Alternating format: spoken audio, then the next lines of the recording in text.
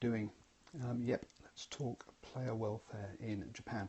Might seem like a bit of an obscure one, but Richard Freeman, who is the probably the top rugby reporter in Japan, well, at least the English-speaking one, I don't know about the other guys, or the English writing one, anyway, pinged me an article he wrote about the what did he call it? Was it going again? It was the All Japan Championship final, which saw two teams take each other on, and even though both teams were from the top league, which does have HIA, this game didn't have HIA involved, and secondly, they also didn't appear to be implementing the new head high tackle directives that have come in by World Rugby. So this is obviously an important issue, being about player welfare and stuff, and he asked me to help get the word out there. So I retweeted the article, and I'm also going to talk to you about it now. If you go back to my feed, you can find the article about it in there. Now, the reason that HIA wasn't available was if all the teams in a competition haven't got the baseline level of testing in place to be able to carry out HIAs, then you can't have it in the tournament at all. Even if both teams in a particular game do have the facilities in place to do HIAs. Now, I understand that you should have one set of rules for an entire tournament, and I do disagree with bringing in, or have problems with bringing in, the high tackle rules halfway through a tournament. So I get where the consistency side of things is coming from, but in this case we're talking about player welfare. It's kind of like having an ambulance by the side of the pitch and not using it because, hey, you didn't use the ambulance in the last game.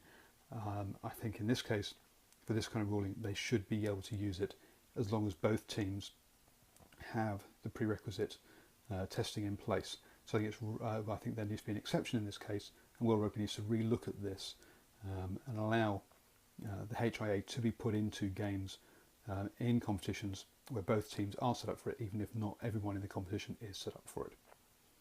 Secondly, one of the things that came up, and why this is actually such a big issue and why I'm quite passionate about it, is last year it also came up that actually the top league didn't have the HIA protocols in place. A player got concussed, went off to hospital. So a player got concussed, I think, went back into play, ended up going back to hospital afterwards, got cleared from hospital, went home and never woke up again and died. This is why head injuries is such a big issue in Japan and really needs to be looked after better. I mean, people dying for this game is just not worth it, sorry. And I remember that Robbie Deans and someone else, one of the coaches, got upset that the HIAs obviously weren't available in the top league, and this is something that needed to come into place.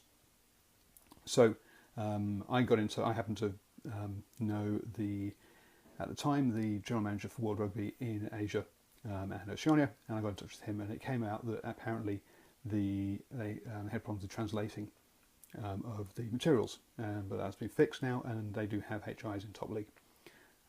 The reasoning behind the high tackle rule not being implemented was again a lack of materials being provided to the Japanese Rugby Union apparently, and that actually the head of referees is going over there soon and giving some talks.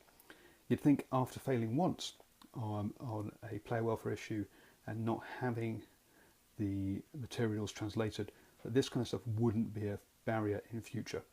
And for what is a final of a top competition in Japan and not to have the new rules in place, I think is a bit of a joke, really. So that's it, basically. I'm trying to raise awareness that there isn't the player welfare in place in Japan like there perhaps should be, and I think that World Rugby needs to get its act together a bit better on translating stuff for the Japanese. That's basically it. So thanks for watching. Any way of getting the news out further would be great. Find Richard's article and do repost it. I'll retweet it again, and it's all good. Just a quick comment here. The Japanese Rugby Union is the old Blazers stigma and don't like to be told what to do. Maybe that is so, and I do have heard before that they are not a very professional organisation. It's an amateur organisation still, and they do need to improve on this sort of thing.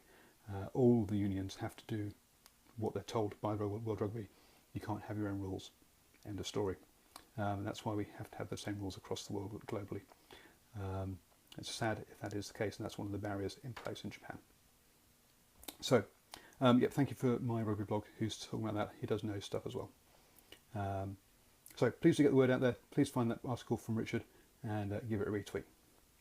Cheers, guys.